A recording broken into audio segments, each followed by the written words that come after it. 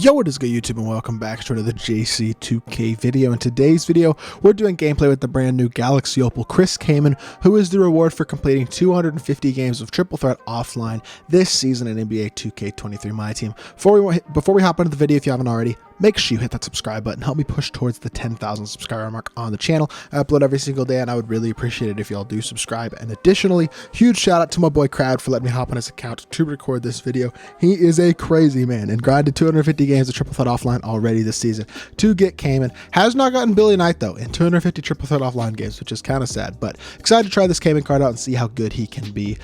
He's a 7-foot center, so he's got good size, 99 offense and a 98 defense, 92 post game, a 94 midi, 83 3 ball, 90 standing, 80 driving dunk. Not a great ball handler, 92 block and interior, decent perimeter defender, great rebounder, 80 speed and excel really isn't that great, and then 81 lateral quickness is fine. But 15 house include back down punisher, bully, dream shake, drop stepper, masher, postman, rise up, catch and shoot, corner specialist, midi magician, anchor, post lockdown, pogo, box out beast, rebound chaser, and brick wall. So mostly defensive and interior badges on the offensive end of the court. 20 golds as well include badges like fast twitch, posterizer, blinders, claymore, guard up, bailout, break starter, vice grip, chase downers, clamps, interceptor, pogo stick, and workhorse. And then badges to add to the card. He can get pretty much every badge added, which means you can add limitless takeoff, agent 3, limitless range, slippery off ball, clamp breaker if you want, maybe quick first handles for days, maybe quick first step, glove, pick dodger. He only has 6 badge slots, so keep that in mind. You're not gonna be able to add every single badge to the card, but you can add a pretty good amount of badges to him and make him pretty complete. Now, with that being said, my main question with this card, to be completely honest, is how is his release and how does he compete on the defensive end of the court, as well as how is his player build, because I think those are the main things that's going to decide how good this card really is. I gotta say, first of all, he looks like Jack Swigma on the court. His release reminds me a lot of like Nikola Jokic's release and Jared Allen's release. It's kind of a mix between those two. It's definitely slower than Jokic's. I'd say it's probably closer to Jared Allen's release, but it's not a bad release by any means. It's actually very smooth, pretty easy to green. I think it's honestly a pretty solid release, a little better than I expected, to be completely honest. Does not have normal fade, but his fade is greenable. It's just not normal, so keep that in mind. And then movement wise, it does not look like he really has 6. He does not have 6, so that's kind of a shame. Was hoping they'd give him good 6, but he doesn't. His behind the back is decent, but he's definitely not going to be doing much with the ball in his hands, considering the low ball handle rating and the fact that he doesn't really have 6. So he's kind of just going to need shots created for him, which means off the pick and pop, he should be pretty knocked down, especially with shooting badges added. He'll be a decent interior player in terms of mashing and stuff like that, because he does have a very wide, very good player build, should defend well, protect the rim. Interested to see if him having semi-low speed is going to matter really though, and the fact that he can't put the ball on the floor. So we'll see how good this card is, but let's hop into a game and see what Chris KAMAN can do.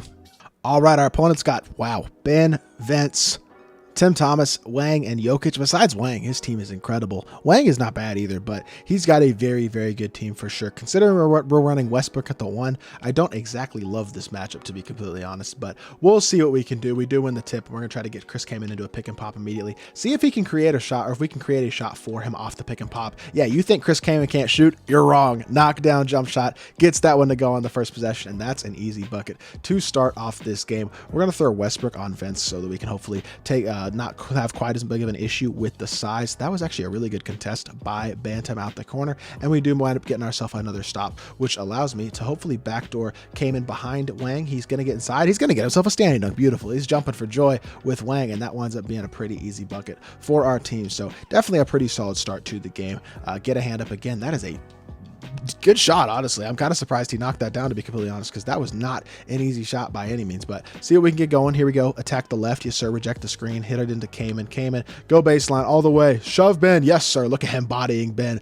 Big body Chris KAMAN, able to shove Ben under that rim, get himself an easy match to go, and he's doing pretty good so far. Unfortunately, he is matched up against Ben this possession, which is not the ideal thing. We do X-switch him out of it, so that's good. Get a hand up here. I can't. Oh, he's a little slow, I gotta say. He doesn't recover to the pick and roll quite as well as I'd like, but that's great defense. Getting an interior stop and pushing in transition. He feels a little faster than I honestly expected that he would. Going all the way to the rim. Okay, I got blocked. That's tough. He was doing his thing though. He was, just until he got blocked, he was definitely hooping, doing his thing on that possession, running the floor, which you do love to see, but would have liked to see him not get blocked there, to be completely honest. Sizing up, projecting the screen, hitting our pop again. Chris KAMAN, catch and shoot. That's knocked down as well. He has 10 points in a minute and a half. He is hooping right now. I gotta say, I do like his release. It's not quite as fast as Jokic's, but it's definitely still very good and very easy to time. Get a hand up as well. He's getting another interior stop and another board. He is absolutely dominating this game. Really impressive performance by Chris KAMAN. Top into one more and let's keep it going. Second opponent is Hoonigan. He's got Diamond, SGA, Opal Pippin, KD, AD, and Chet Holmgren. So a pretty good team. Nothing too insane. Our last opponent honestly probably had a slightly better team, but he does have a better matchup for KAMAN with Chet at the 5, which I think is a pretty solid matchup for this game. See what we can do. We do win the tip again, hopping into the second game. Let's see if we can keep it going with KAMAN, because that first game was awesome. So if we can keep it going with him on both ends of the court, that would be amazing. Getting inside, easy standing dunk, great slip by Chris KAMAN behind Chet Holmgren. He gets himself another easy bucket to start off this second game. In all honesty, I don't really need to see a ton more with this card. I really was kind of impressed with what I saw in that first game, but wanted to get you all a little more gameplay so the video isn't too short. So see if we can keep on hooping. He's doing his thing defensively as well. Nice contest. You know what? If he greens that shot, I'm gonna live with it every single time. Like, that's just a good shot by my opponent, plain and simple. Cannot hate too much or anything. Look at Russ all the way to the rim. Why are you laying it up? We'll take it. He did help off Chris at the very end of the possession, but he didn't help off the pop early, so I didn't see it as open. So did have to take my bucket with Russ, but he did a good job regardless there on that possession, setting a good screen and getting us downhill to the rim. See if you can defend Chris. Oh, nice move. Good normal fade. That's a tough shot. I will give props where they are due. And Chris, being a little bit slow, I think is going to struggle a little bit on the perimeter defensively. I mean, he's got like Yao speed, but he's not 7'6" like Yao, so he will certainly struggle at least a bit on the perimeter. But hitting him open for a mid-range, Chris KAMAN, pull up, easy bucket, and he knocks that one down as well. Got 4 points already in this one as well. Again, he's doing his thing.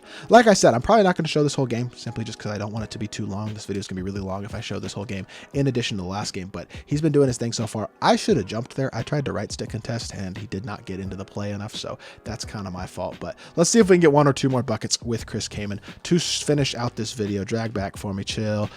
He is actually playing pretty good defense this possession. Pump fake. You know what? We'll take our wide open corner 3 with Bantam. I'm not going to pass that up. Another easy bucket. He didn't help off KAMAN at all, but again, good screen, creates an open shot, and that is what I like to see. So I think he's played his role really, really well in this game. Not going to say he's as good as the best of the best at the center position, but he's definitely done a really solid job this game. That's a great switch right there. Get a hand up. Good defense. That's much better defensive possession right there. Not giving up a good look. And D-Rob with the board. Going out in transition, pushing the ball down the court, behind the back, out to KAMAN. Yes, sir. Blow right by. Chris KAMAN with the ball in his hands is making plays. Okay, well, oh my gosh, look at Bantam. Get the board too. Oh my goodness, Bantam resetting the possession, because that was not pretty until all of a sudden it kind of was. But unfortunately, KAMAN is kind of tired. So see if we can, I guess, slip him to the rim or something like that. Not quite going to be able to get there. But okay, hold on. Pump fake. Yo, I just wanted to pump fake with KAMAN. All of a sudden, we're struggling to get him buckets simply because he's tired, which is not ideal. But can you mash Chat or something? Nah, he's too tired, man. Get inside. Pump fake. Okay, let's go. KAMAN with 1 more bucket. It was a struggle, but we did get him 1 more. But with that being said, let's hop back to the main menu and let's review this Chris KAMAN card.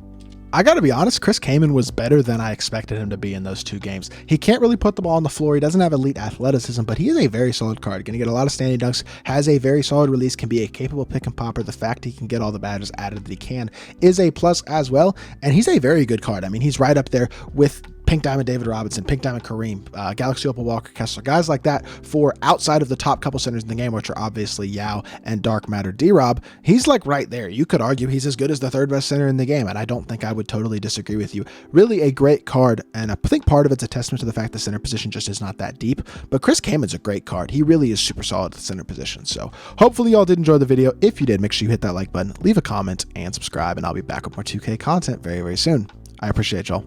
Peace.